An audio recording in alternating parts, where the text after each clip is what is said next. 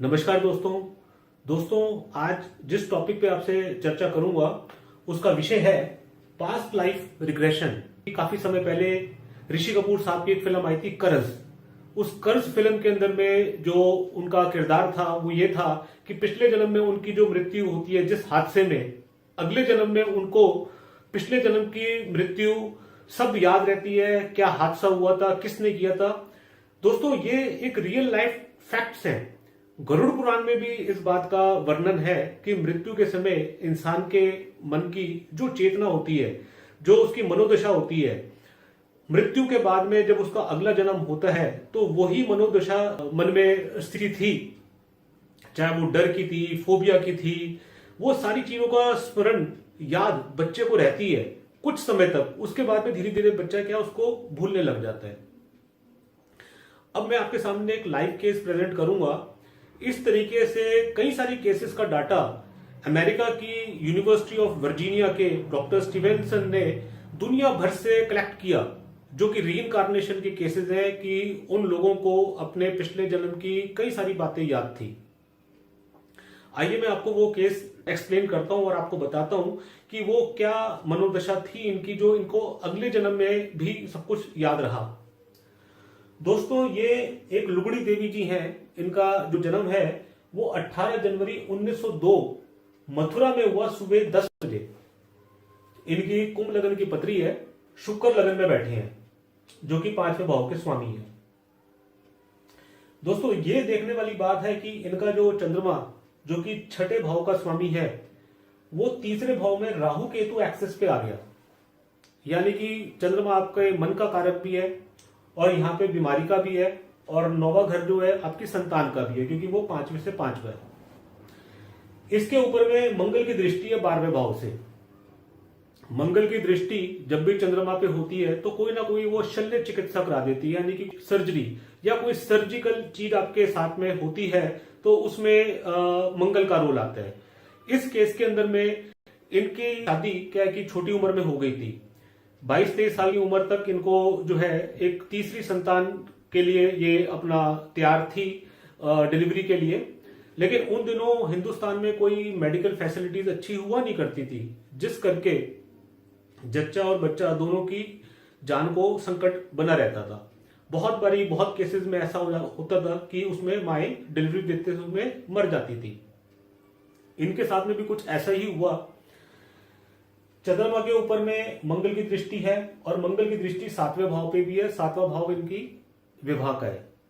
7वें भाव का जो स्वामी, विवाह के भाव का स्वामी, वो यहाँ पे सूर्य है, जो कि दोबारा 12वें भाव में चले गया, मंगल के साथ में बैठा है।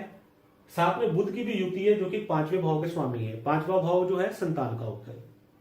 यहाँ पे आप देखेंगे जो संतान के कारक बृहस्पति हैं वो ऑलरेडी अपनी नीच की राशि में बैठे हैं, तो वो भी पीड़ित हैं। हुआ इनके साथ में ऐसा कि राहु की महादशा में जब मंगल का सब पीरियड था, उस समय डिलीवरी के दौरान इनकी डेथ हो गई।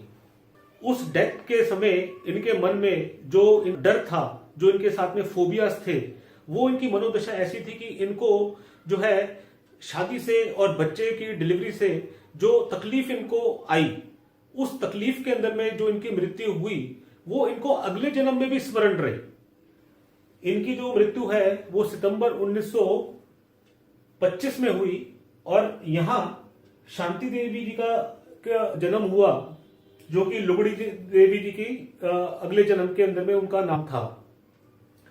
11 दिसंबर 1926 को शांति देवी जी का जन्म हुआ दिल्ली शहर में।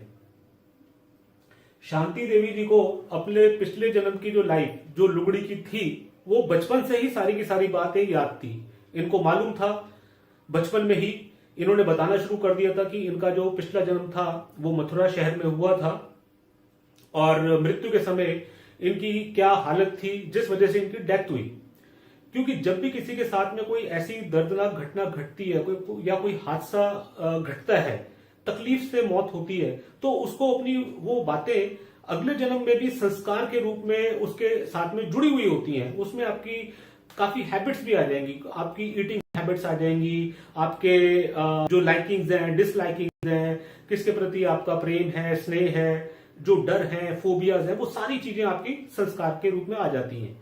शांति देवी जी के साथ में वो सारी बातें जो लुगड़ी देवी ने तकलीफ मृत्यु के समय जो बर्दाश्त करी, वो जो महसूस करी, वो सारी शांति देवी जी के साथ में जुड़ गई। इनको बचपन से ही इस बात का फोबिया था कि शादी करना और बाद में बच्चों की डिलीवरी करना, इस बात की तकलीफ इनको पहले से ही मन में इस कदर बैठी हुई थी, डर की तरीके से। आप देखिएगा कि इनका जो 5वां भाव है, जो कि संतान के लिए देखा जाता है, ये आपके संस्कार भी हैं और आपके इमोशंस भी हैं। और यहाँ का जो स्वामी वो चंद्रमा है, जो कि इमोशंस का, मन का कारक है, वो चलिए 12वें भाव में। 12वें भाव में आप गौर कीजिएगा कि जो राशि है वो है कुंभ। लुगड़ी देवी जी का ये लगन था, जहां पे इनका चंद्रमा आ गया। यहां आप देखेंगे कि 5वें भाव पे मंगल की भी दृष्टि है, जो कि क्रूर प्लेनेट है। 7वें भाव का जो स्वामी बुध, जो कि विवाह के भाव का स्वामी है, वो 9th हाउस में आ गया शनि के साथ में, जो कि 12वें भाव के स्वामी है। यहां सूर्य की भी युति है, जो कि 6ठे भाव के स्वामी है। इन सबको मंगल की दृष्टि मिल रही है। 5वें भाव पे नीच के बृहस्पति की दृष्टि पड़ रही है। इन सब चीजों से ये पता लगता है। इसमें एक चीज मैंने आपको और भी बतानी है कि जो शुक्र है वो दोबारा यहाँ पे राहु केतु एक्सेस में आ गया। शुक्र विवाह का कारक है। इन सारे पैरामीटर्स को जब आप देखेंगे तो आपको ये बात बिल्कुल क्लियर हो जाएगी कि शांति देवी जी के मन में शादी करना या बच्चे की डिलीवरी करना, ये मन में इनके इतना डर था इस बात को लेकर के कि ये फोबियास बचपन से इनके साथ में जुड़ गए थे। वो किस लिए? क्योंकि लुगड़ी देवी जी ने मृत्यु के समय उनकी जो मनोदशा थी वो इस डर में थी जिसमें उनकी मृत्यु हुई, और उसी डर के साथ में, उसी संस्कारों के साथ में शांति देवी जी का जन्म हुआ। दोस्तों, पास्ट लाइफ रिग्रेशन वही चीज है जिसमें कि आप ये चीज समझ लेते हैं कि आपके साथ में पिछले जन्म में, जीवन में जो घटनाएं घटी, किन के साथ में आपका रिश्ता था, आप कहाँ रहते थे, और उस समय की आपकी क्या सर्कमस्टांसेस थे, वो सारी चीजें आपको नेक्स्ट लाइफ में याद रहती हैं। ये रीइंकार्नेशन का एक परफेक्ट केस है जो मैंने आपके सामने प्रेजेंट किया। यदि आज का वीडियो आपको अच्छा लगा हो तो आप इसे लाइक कीजिए, दोस्तों में शेयर कीजिए, चैनल को सब्सक्राइब कीजिए। यदि कुछ कमेंट्स हैं तो आप अपने कमेंट्स दीजिए, और यदि मुझसे एस्ट्रोलॉजिकल गाइडेंस की आपको जरूरत हो तो अपने नंबर्स आपसे शेयर कर रहा हूं, आप कभी भी मुझसे कॉन्टैक्ट कर सकते हैं। थैंक यू वेरी मच दोस्तों, नमस्कार।